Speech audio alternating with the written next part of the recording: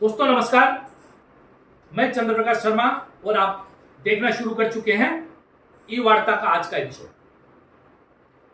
दोस्तों 25 जून 1975 को तत्कालीन प्रधानमंत्री श्रीमती इंदिरा गांधी ने इमरजेंसी लगाई थी, आपातकाल देश में लगाया था।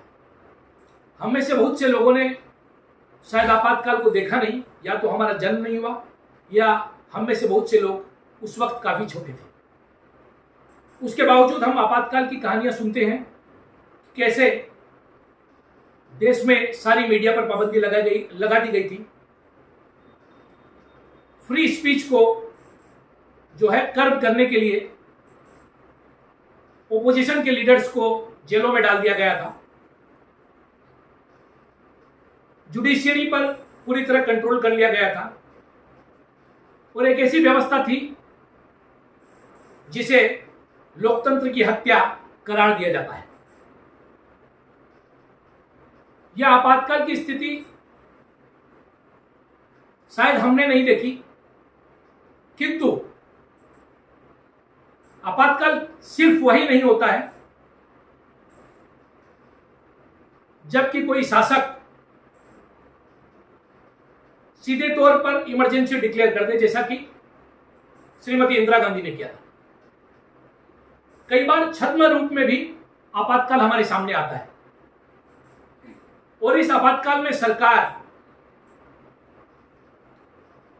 अपना प्रभाव विस्तार करने के लिए विभिन्न हथकंडों को अपनाते हुए मीडिया को इन्फ्लुएंस करती है। मीडिया के एक बड़े तबके को डरा धमका कर अपने साथ लेती है।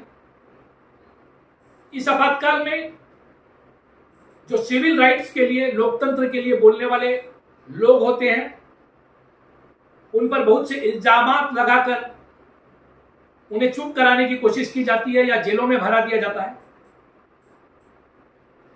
और ऐसे मामलों की इस वक्त हमारे देश में कमी नहीं है। मैं अगर जिक्र शुरू करूं, कल सामाजिक कार्यकर्ता, शिवसागर असम से विधायक और राइजो दल के नेता अखिल गोगोई की रिहाई का, तो अखिल गोगोई पिछले 1.5 साल से जेल में बंद थे। यह बात और है कि स्वास्थ्य जनित कारणों से पिछले कुछ समय से उन्हें गुवाहाटी के जीएमसीएच अस्पताल में रखा गया, किंतु वो कैद थे।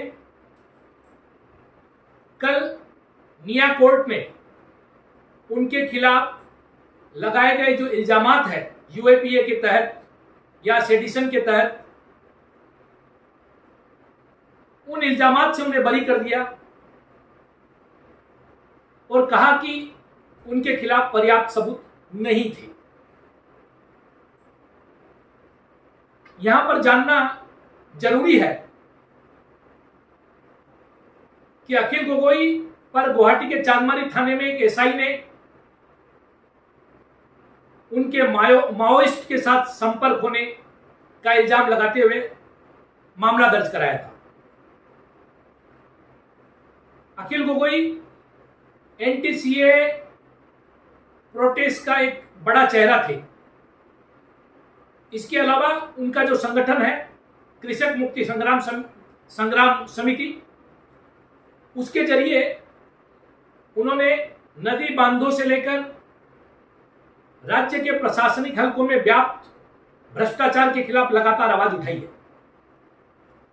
और सरकार की परेशानी का सबब बने अखिल गोगोई को चुप कराने के लिए इससे अच्छा हथकंडा क्या हो सकता है कि उन पर आतंकवादियों से संबंध रखने, माओइस्ट से संबंध रखने, देश की सुरक्षा या इकोनॉमिक सुरक्षा को खतरा पैदा करने जैसे चार्जेस लगाकर उन्हें बंद कर दिया जाए। हालांकि कल कोर्ट ने अपने ऑब्जर्वेशन में यह कहा कि किसी के बयान के आधार पर अखिल गोगोई पर यह जितने चार्जेस लगाए गए हैं यह प्रमाणित नहीं होते, तो उन्हें कोर्ट ने रिहा कर दिया। यह एक अच्छी बात है कि अंततोगत्वा उन्हें कैद से मुक्ति मिली और वो खुले आकाश के नीचे आए। इससे पहले ऐसा ही एक फैसला दिल्ली की कोर्ट ने दिया जब एनटीसीए और एनआरसी के खिलाफ प्रदर्शनों में असम की ही एक छात्रा जो जेएनयू में पढ़ती है, देवंगना कलिता, नताशा नरवाल और जामिया मिलिया के आसिफ इकबाल तन्हा, इन लोगों के खिलाफ 4 से अधिक मामले दर्ज किए गए। सेडिशन से लेकर यूएपीए तक धारा लगाई गई और इन्हें गिरफ्तार कर 1 वर्ष से अधिक समय तक जेल में रखा गया। कोर्ट ने अपने ऑब्जर्वेशन में साफ कहा कि दिल्ली के उत्तर पूर्वी हिस्से में जो हिंसा हुई उससे इनका कोई लेना देना नहीं है। यह केवल का और एनआरसी के खिलाफ प्रोटेस्ट कर रहे थे। तो यहां पर एक बात साफ तौर पर समझी जा सकती है कि सरकार लोकतांत्रिक आवाज को, लोकतांत्रिक मूल्यों को दबाने के लिए, उनका दमन करने के लिए इस प्रकार के ये जो ड्रैकोनियन लॉज है जो कि आतंकवादियों पर उपयोग में लाए जाते हैं, उनको सामाजिक कार्यकर्ताओं पर, आम नागरिकों पर उपयोग कर अपने खिलाफ या अपने तानाशाही रवैये के खिलाफ या उन कानूनों के खिलाफ जो देश का एक बड़ा हिस्सा मानता है, एक बड़ा वर्ग मानता है कि वह देश हित में नहीं है, लोगों के हित में नहीं है, केवल अपना राजनीतिक हित साधने के लिए सरकार उन्हें ला रही है। ऐसी आवाजों को दबाने के लिए सरकार इस प्रकार के हथकंडे अपना रही है और सामाजिक कार्यकर्ताओं, सिविल राइट्स एक्टिविस्ट जो है उनको, विद्यार्थियों को जेलों में डाल रही है। यह अपने आप में एक प्रकार का आपातकाल है, अघोषित आपातकाल है। यहां पर देखने की बात एक और है जिससे अदालती रवैये पर भी प्रश्न चिन्ह उठता है, और वह प्रश्न चिन्ह यह है कि पिछले 1-1.5 साल में जिस प्रकार से अखिल गोगोई को जेल में रखा गया, उनके खिलाफ 1-1.5 साल में निया ने कोई भी सबूत पेश नहीं किया। बावजूद इसके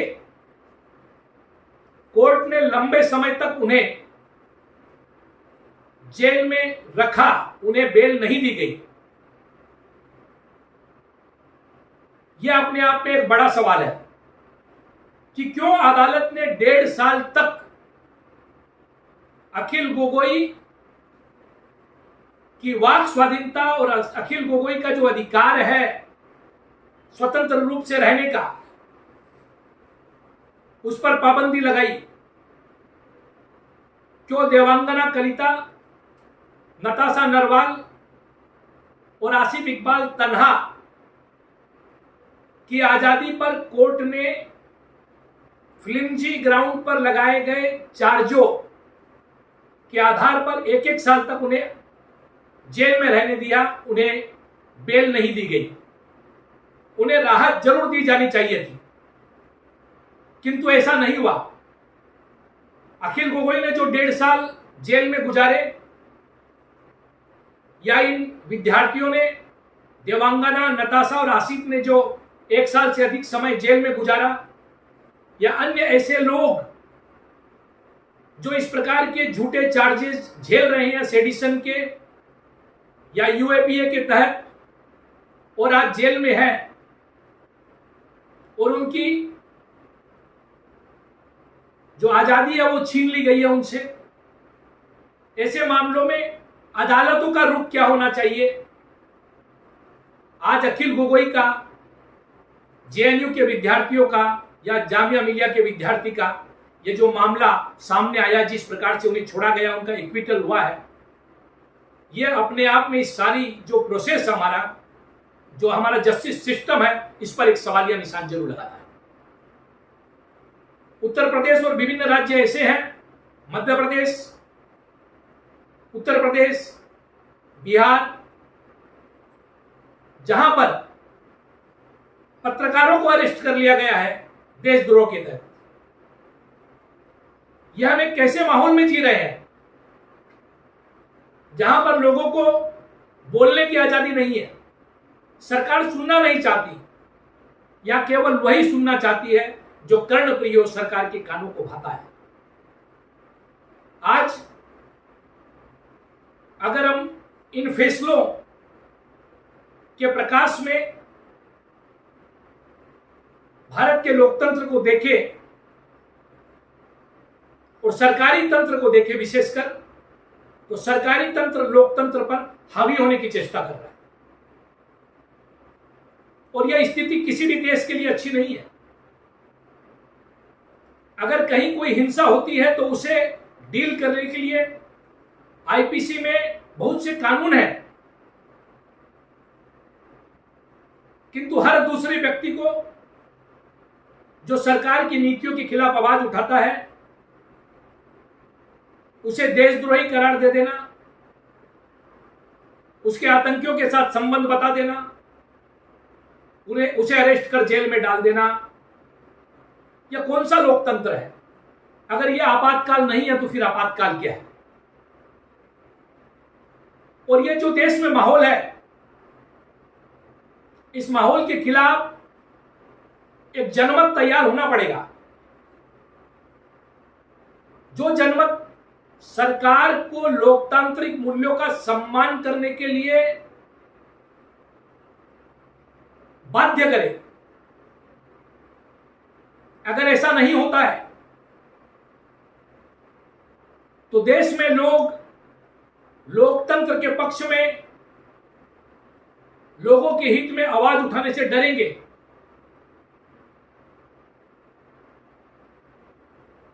इसलिए जरूरी है कि लोकतंत्र बचना चाहिए। मोदी सरकार में पिछले 7 सालों में या जहां जहां भाजपा शासित सरकार है वहां वहां इस प्रकार सामाजिक कार्यकर्ताओं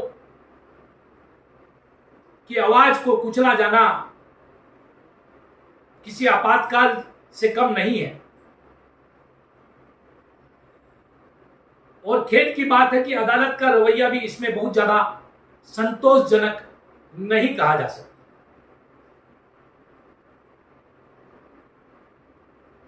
मोदी सरकार को